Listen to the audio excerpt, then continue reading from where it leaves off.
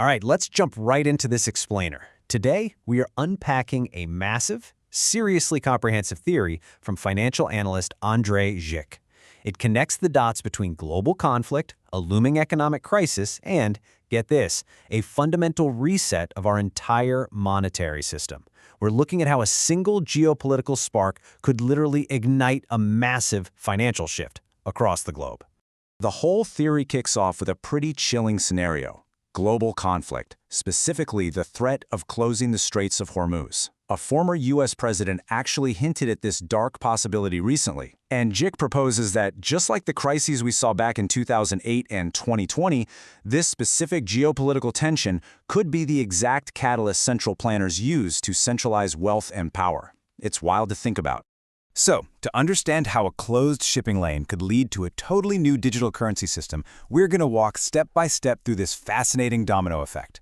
We'll look at the coming economic crisis, the debt-death spiral, 3 paths forward, the AI and debt dilemma, the digital control grid, and finally protecting your wealth. Starting things off with Section 1, the coming economic crisis. Let's look at America's financial balance sheet with the rest of the world. It's a metric known as the Net International Investment Position, or NIP for short.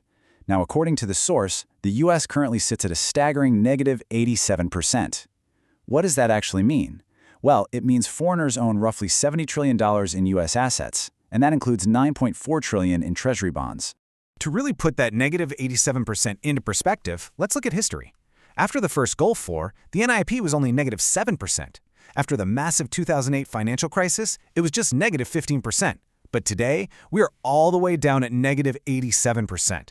We have sold off an unprecedented amount of our stocks, real estate, and bonds to nations that, frankly, are now highly dependent on Middle Eastern oil.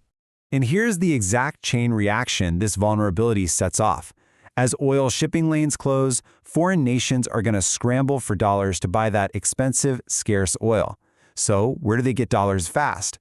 They rapidly sell off their U.S. treasuries. This massive sell-off immediately drives up bond yields and skyrockets borrowing costs across the entire economy.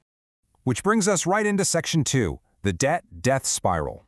So we really need to figure out exactly what happens to the U.S. economy when those treasury yields hit a critical danger zone of around 4.6 to 4.8%.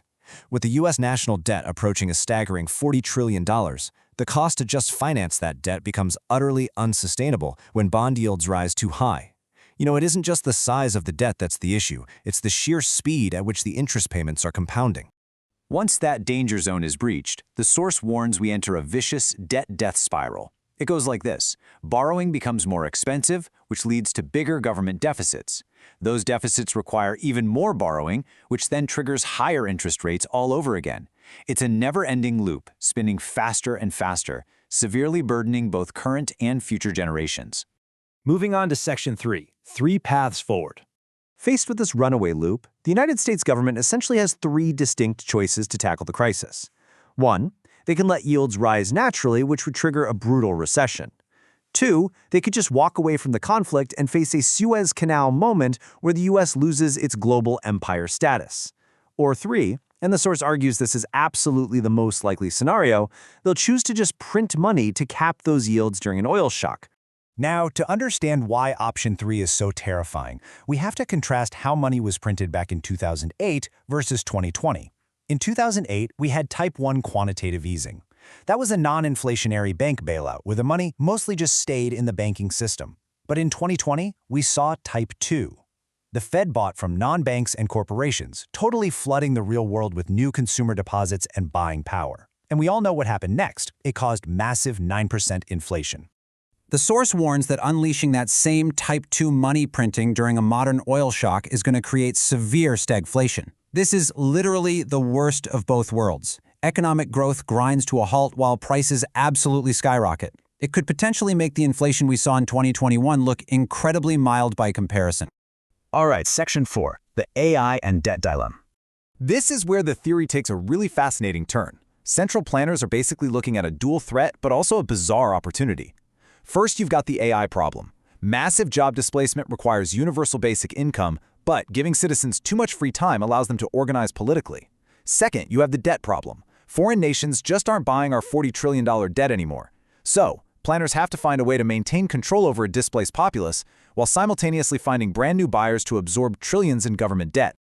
Which leads perfectly into Section 5, the digital control grid.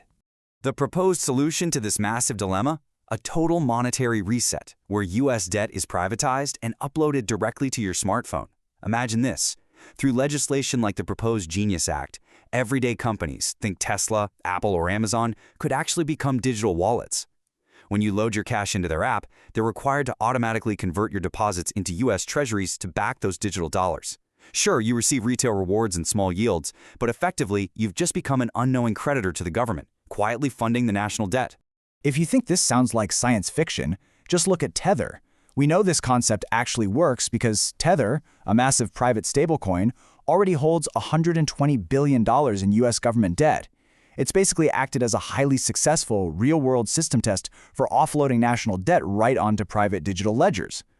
But of course, here's the hidden cost of all that convenience. The source argues this system would double as a terrifying financial control grid. Because it's purely digital, central planners could theoretically freeze wallets instantly with a single line of code. They could restrict your purchases based on algorithms, enforce energy compliance if you buy too much meat, and entirely bypass local international laws. It would give them unprecedented granular control over the individual. And finally, Section 6, protecting your wealth. So, with a potential digital financial control grid looming on the horizon, how does the source actually suggest you protect yourself? Well, the key takeaways are incredibly practical. Secure physical, real assets. Continue to use cash to maintain your privacy. Build local communities, skills, and networks so you aren't totally dependent on a globalized digital system. And super importantly, self-custody your investments. This means holding things like physical gold or Bitcoin yourself to ensure your assets remain safely outside the reach of the digital grid.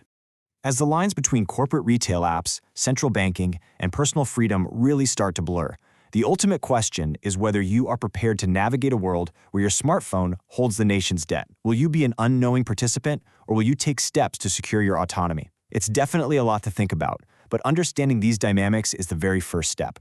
Thanks for joining me on this explainer, and keep asking the big questions.